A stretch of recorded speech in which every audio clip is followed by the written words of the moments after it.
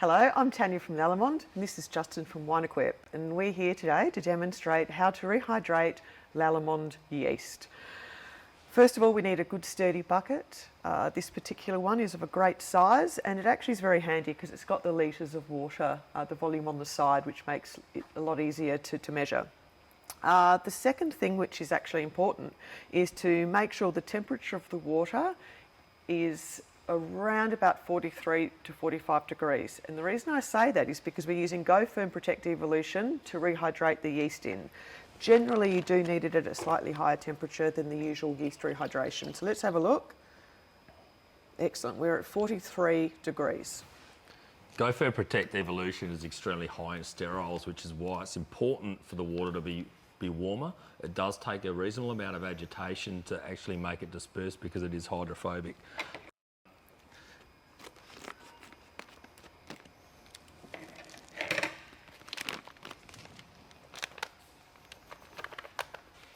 We're using about 600 grams of the Go Firm Protect Evolution to 500 grams of yeast.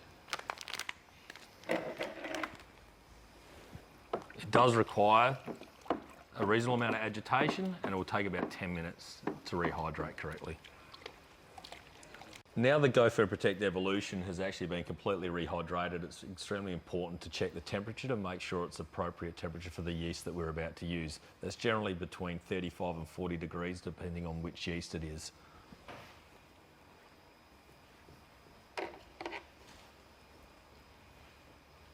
The next step is to add our active dried yeast to this solution.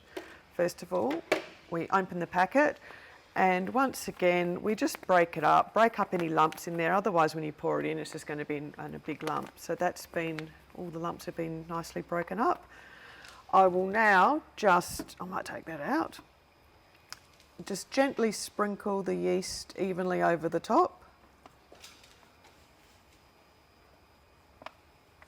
Once again, don't do it really fast in one big lump, really evenly distributed.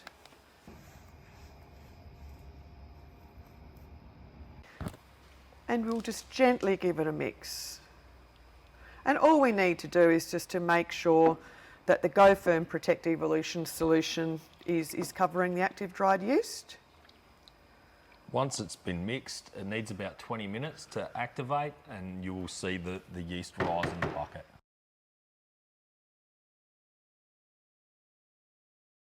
Now that the yeast has risen, it's really important that we actually bring the temperature down to a closer temperature to the wine that we're going to inoculate. So it's important to bring it down in steps, about 5 degrees at a time, to within 5 degrees of the tank we're going to inoculate.